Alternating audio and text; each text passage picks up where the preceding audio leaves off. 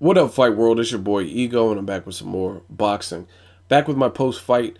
I didn't get a chance to make a video, but if you watch and follow my Instagram at Boxing Ego, I did my predictions for the fight, and I was 1 for 2.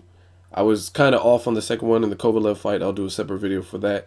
Even though I had Kovalev winning, the round that I selected that he would win was not the accurate one, but he won pretty much in the similar fashion that I thought he would win in. As far as the Karim Mayfield Thomas Dulorme fight, I will say I was disappointed with a few things. Being from the Bay Area, I was pulling for Karim Mayfield. I thought he had the tools to do it. I just think he came out completely with the wrong game plan in the early rounds and kind of dug himself into that hole. Him being the shorter, more compact fighter, kind of like that Tyson frame, like just shorter than most of the opponents he was facing, real built like kind of like a tank, and he's the hard hitter. He's known for power, and I think it was his job to make that kind of a rough and tumble affair and make it a really rugged type of fight. And in those early rounds, he was allowing Thomas Dulorme to simply use his reach and his sharp boxing skills. Now, just for the people that leave crazy things, I said this was a 50-50 fight. Some of you guys get on here and do your predictions and you just say, oh, Gay Weather's going to get knocked out or Packroyd or, you know what I mean, just whatever crazy shit. I, being a more sensible, reasonable boxing fan, I said it was a 50-50 fight. I really thought Kareem Mayfield would, I thought he had the better of the chins and he would just make it a dog fight, which is what he needed to do. If you look at Amir Khan versus Lamont Peterson, Khan looked good in those early rounds, but it's when Lamont Peterson turned it up and was just really like a nagging pest and a tick, and he was just on top. He was all over Amir Khan like white on rice, a paper plate, a glass of milk in a snowstorm. That's what made that fight closer because he was making an ugly fight. He was making it a dog fight. He was discouraging Amir Khan, who couldn't create the space that he needed to keep him off him. And if you look, Amir Khan was doing a lot of pushing with his forearms, and I think he might have got a 2 points deducted for that. I don't remember. I think it was for pushing, which is bullshit. I don't think he should have lost 2 points, but that's another video. And I think Kareem Mayfield could have implored the Lamont Peterson strategy in the Amir Khan fight. You got a guy who's longer than you, possibly faster than you. It definitely looked like he was faster than him. So you got guys with that hand speed and that range. You don't stay on the end of their punches. Like, it's just something you don't do. And then when you come in, ideally you want to use head movement and a thorough jab, even if it's just a rangefinder jab, like a pawing jab, a stiff jab.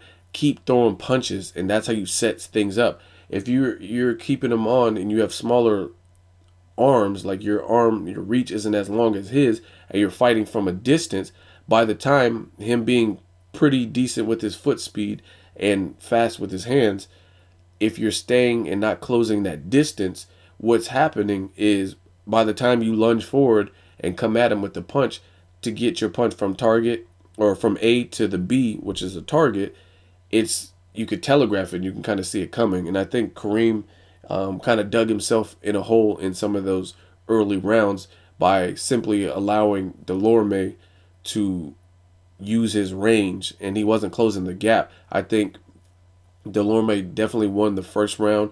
It looked like he even rocked Kareem Mayfield and had gained some of his respect. But as the fight progressed, I think Kareem Mayfield, maybe he took a lot of shots early when Dulorme was fresh and he just couldn't pull the trigger. He looked pretty fatigued later on in the fight, and he just couldn't pull the trigger and capitalize, probably based on being outboxed and some of the shots he just took earlier in the fight. He just looked really fatigued and kind of gassed towards the end. And he had some spots where he was making it the fight that he needed to, but he wasn't letting his hands go. And sometimes I watch boxing, well, almost all the time in the fights that I really want to see, and I'll be yelling at the computer, or not at the computer. Well, sometimes I watch it on the computer if I'm streaming it.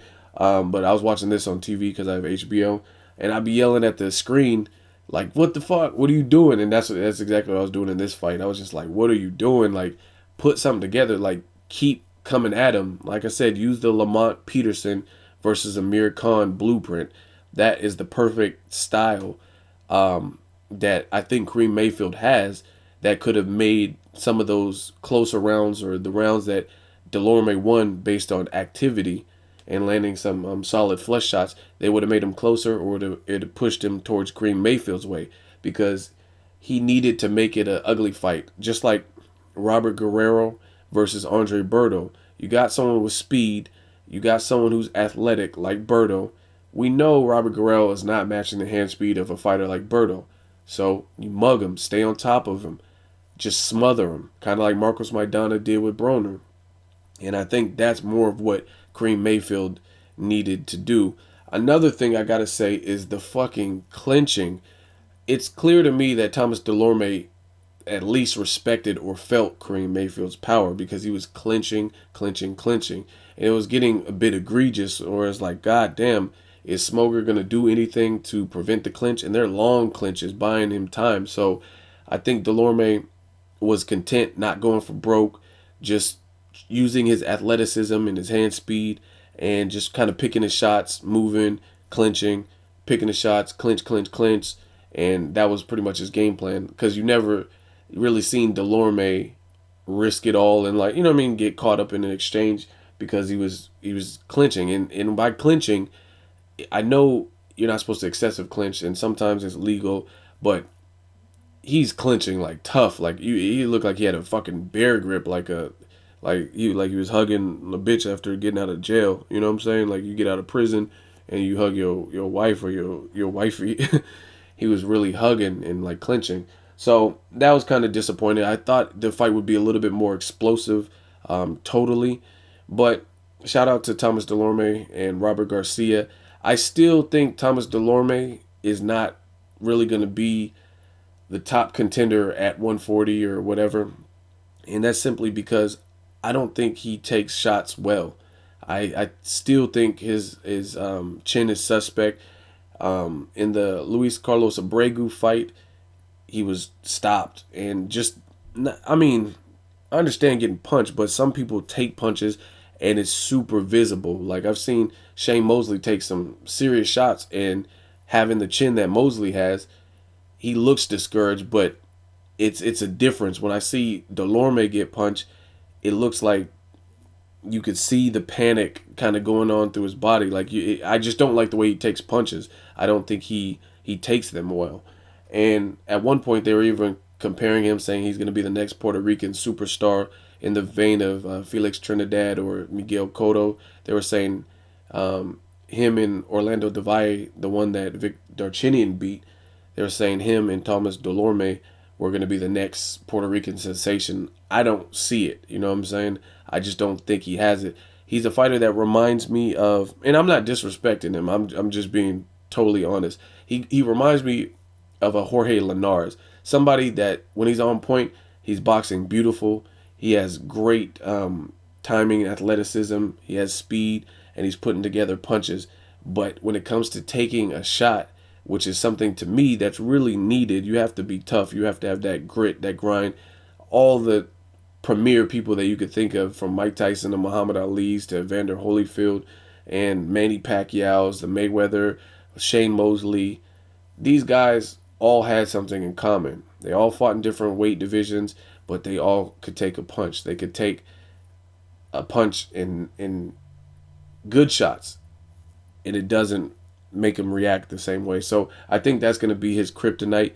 He still did what he had to do to win. I just don't like the way, like I said, he reminds me of kind of like a Jorge Linares in this division, in terms of when he's on point, he's on point. But as soon as it's the first sign of danger, he might start to lose it. You know what I mean? Kind of like an Amir Khan, where if he's on it, and he looks good.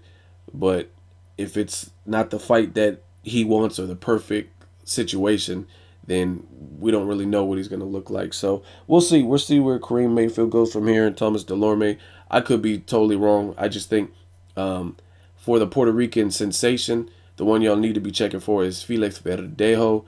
I think the kid is the goods, man. I've been telling people for a minute, but props to Dulorme for doing what he had to do to win in tonight's fight. Let me know what you guys think of this fight, of this performance. Did you expect more? Let me know what you guys thought of the clinching. As always, hate, comment, or subscribe. Till next video, it's Ego signing off.